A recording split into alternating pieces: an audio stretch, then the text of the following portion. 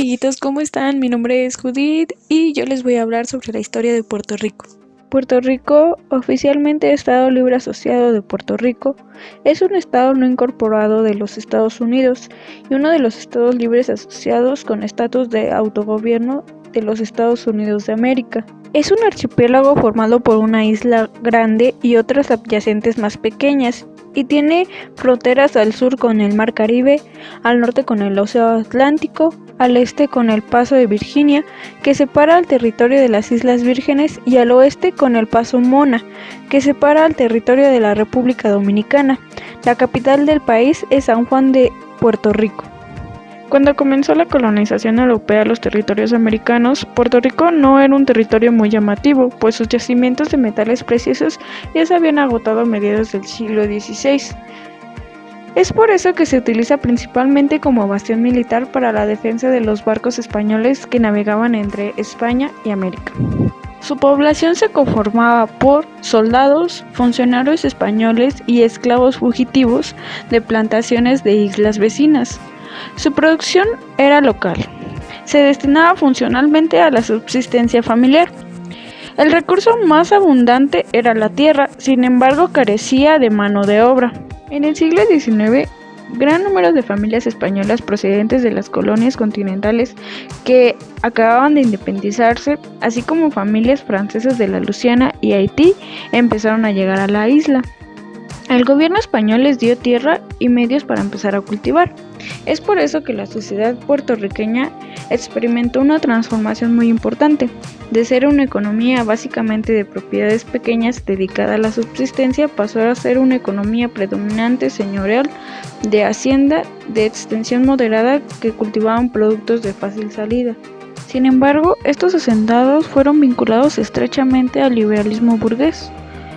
Esto les proporcionó herramientas ideológicas de autoafirmación frente a la dominación española. Plantearon el principio de igualdad ante la ley. Cuando los hacendados comenzaron a participar en una lucha política, su organización se llamó Partido Reformista. El Partido Liberal Reformista exigía cambios fundamentales en el régimen colonial, y ante la negativa de la metrópoli, sus actividades adquirieron una naturaleza cada vez más anticolonialista.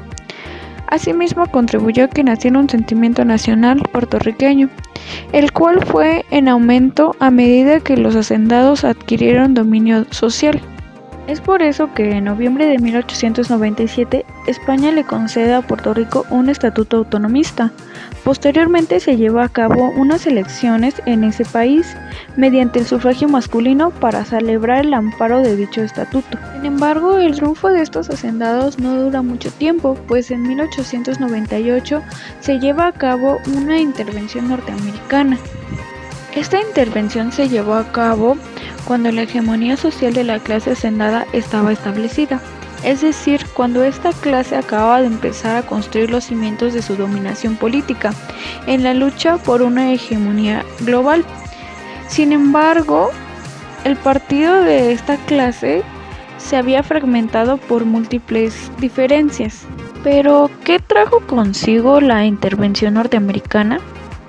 Bueno, en 1898, Puerto Rico se convirtió en una posesión de Estados Unidos y la economía de la industria azucarera sufrió un cambio radical, pues en 1895 la industria produjo $4.400.000 en exportaciones, es decir, un 29% de valor total de sus exportaciones del país. Ya para 1920 produjo $74 millones, lo que representa un 60% del total de las exportaciones. Así, mientras a finales del siglo XIX el 86% del consumo del azúcar de los Estados Unidos se satisfacía por medio de las importaciones de Puerto Rico. Sin embargo, la economía de plantaciones, concentrada en la monoproducción para exportación, redujo la disponibilidad de ciertos productos básicos que antes se obtenían localmente, por lo que Puerto Rico se convirtió también en importador. La invasión estadounidense de 1898 significó una transición económica de las relaciones coloniales. A finales del siglo XIX, los hacendados puertorriqueños se enfrentaron a una metrópoli débil, cuya política iba dirigida a defender sus intereses comerciales. pero al empezar el siglo XX los gobernaba una de las naciones capitalistas más poderosas con una economía de expansión e interesada en controlar no solo el comercio, sino también la producción de la colonia. Es por eso que esta situación no fue nada favorable para los pobladores puertorriqueños, pues se crearon leyes fiscales basadas en el valor de la tierra y alentaron a los propietarios locales a explotar la tierra para pagar los impuestos decretados, pero la restricción del crédito representaba un obstáculo para la mayoría de los terratenientes. Es por eso que el gobierno confiscó propiedades de muchos de los que no pudieron pagar los impuestos nuevos y la subasta. Esto ocasionó que la gran proporción de la tierra productiva se concentrara en manos de grandes compañías azucareras de nacionalidad estadounidense. Asimismo, a muchos campesinos y hacendados no les quedó más remedio que buscar empleos asalariados para poder comprar alimentos básicos en el mercado, y se dio una gran oleada de migración hacia regiones de actividad económica creciente, principalmente plantaciones de caña de azúcar. Asimismo, también hubo crisis en los empleos, pues en el segundo decenio del siglo las principales industrias del desarrollo capitalista, las de elaboración de caña de azúcar y el tabaco, ya habían encontrado medios para incrementar la producción sin un aumento de mano de obra. Entre 1930 y 1940, la población del país aumentó un 21%.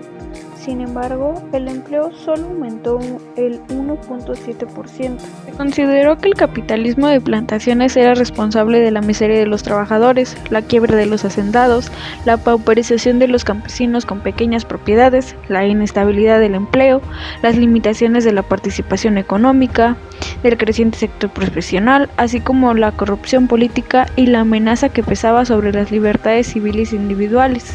A consecuencia de esto, hubo muchas huelgas, las cuales fueron derrotadas. Esto motivó una coalición del Partido Socialista con el Partido Pro-Norteamericano de la burguesía antinacional, con el fin de participar en el gobierno y al menos poner en práctica medidas concretas que produjeran mejoras inmediatas. Pero, a pesar de la participación del Partido Socialista en el gobierno, la clase obrera no experimentó en términos generales mejoras inmediatas, sino mayor pobreza.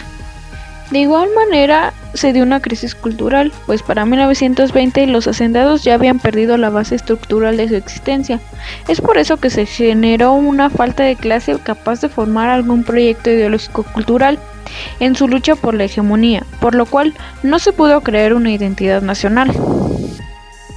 En conclusión, podemos decir que si bien la invasión norteamericana en Puerto Rico significó un crecimiento económico y la entrada del país al mundo capitalista gracias a la sobreproducción de caña de azúcar y las importaciones a Estados Unidos, esto no fue muy favorable para los hacendados y campesinos, de los cuales muchos de ellos perdieron sus tierras, convirtiéndose así en empleos asalariados para poder comprar alimentos básicos en el mercado, además de que Puerto Rico careció de una identidad nacional, pues aunque había obtenido su independencia, pasó a ser un país asociado a Estados Unidos.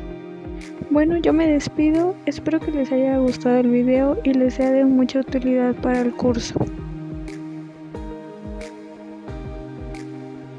Ya acabamos al fin.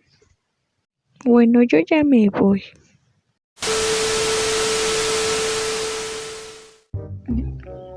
Cuando comenzó la colonización europea a los territorios americanos, Puerto Rico no era un territorio muy llamativo, pues sus yacimientos de metales preciosos. Ya hasta se le fue la voz de la angustia, óigame. Así que el gobierno confiscó propiedades que muchos de... ¿Cuántas palabras? Es por eso que esta situación no fue favorable. ¿Qué?